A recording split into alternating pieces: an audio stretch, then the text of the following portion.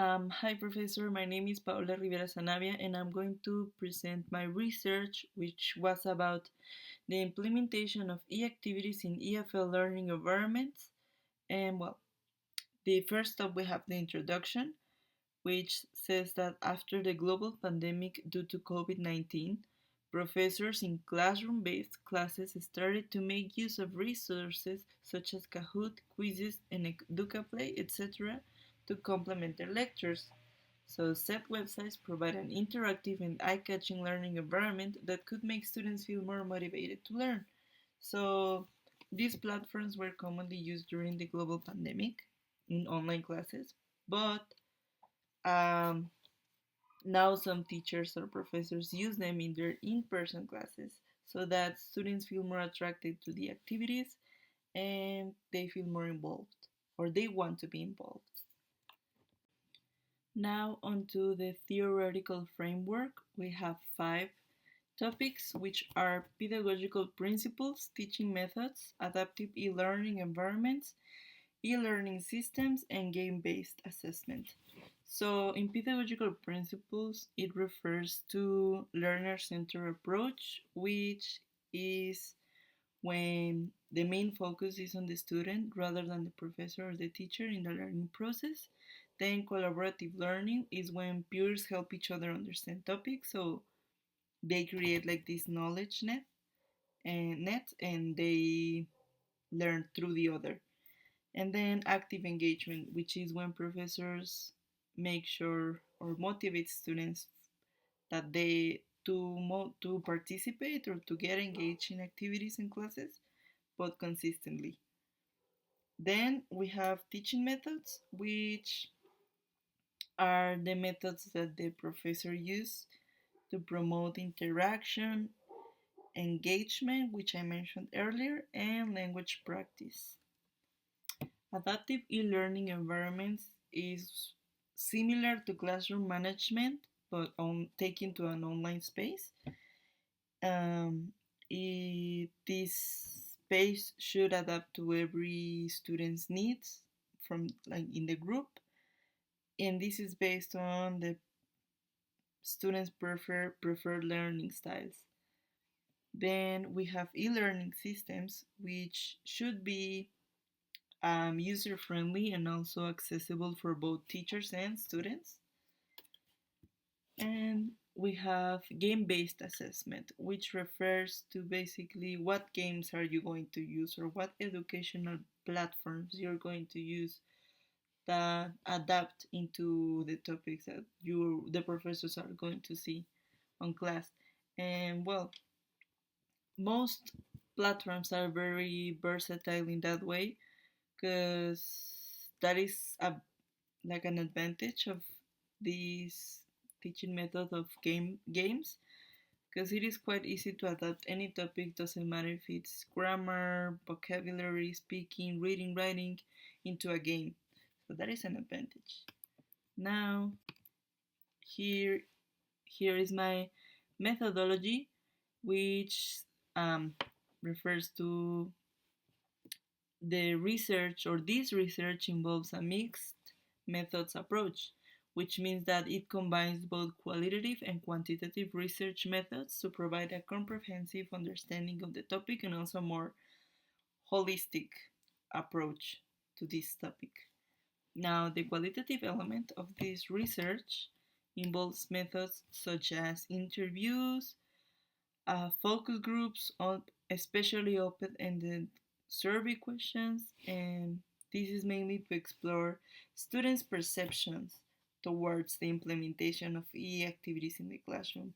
If they have had an English teacher that uses this approach or if they haven't experienced it, and it is worth mentioning that the target audience that I chose for this survey or this study are English students, especially in the advanced course, because they have had the most experience in the courses, because they have taken many courses to get to the advanced level. So that's why I chose them, because they have more experience on the topic.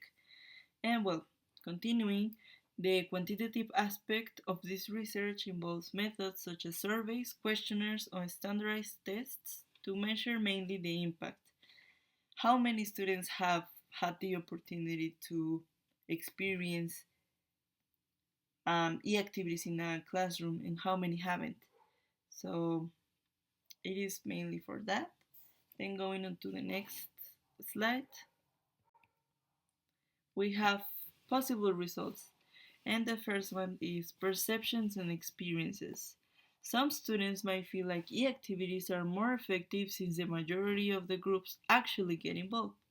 So by this I mean that if the student gets more involved in the learning process, then the result is going to be way more positive because they are absorbing more information in a good way. Naturally, students feel more attracted to interactive and eye catching activities rather than traditional ones. If you ask a student, what do you prefer? Do you prefer an activity that is a game but educational, or do you prefer to answer a textbook? Probably, like, most likely, the answer is going to be the game rather than the textbook. So, this helps them motivate to learn and get more involved in their learning process. So then we have challenges and benefits. So challenges, well, there are three main ones, which could be technical difficulties as mainly. Um, and this is because I don't know, maybe the Wi-Fi connection is bad, and some students can't participate, or maybe there's a student who doesn't have a cell phone to or a device to participate. Um, Also, another challenge could be time management. It could take a lot of time, maybe, for students to complete these games or take more than they should. So, because these games should be a complement to the lecture, not necessarily the whole lecture.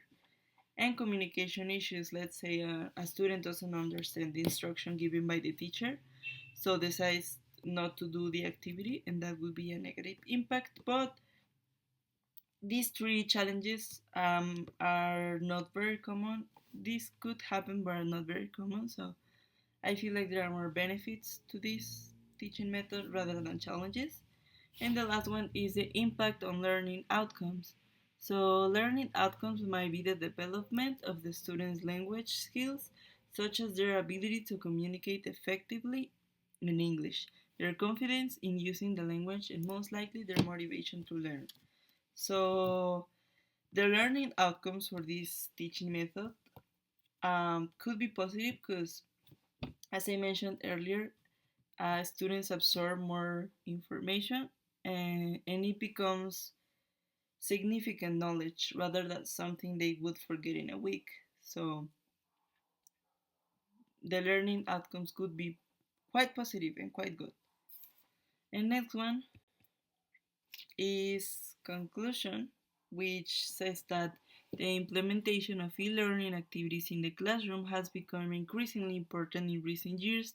As I mentioned, this is a consequence of the global pandemic of COVID-19. Um, as educators seek to engage students and enhance their learning outcomes. With these activities, what professors want to do is to motivate students to care about the subject, to care about the topic they are reviewing that day. Um, and this could have a positive impact on it. These research results provide a range of perspective on the implementation of e-learning activities in education, highlighting the potential and benefits that come with this approach. Um, so this is a not very well exploited approach in the learning field or in the teaching field because teachers might think that this isn't quite a like a normal way to teach, but they don't realize that it could be quite effective and it has had good results in the past. in the past. So it is quite a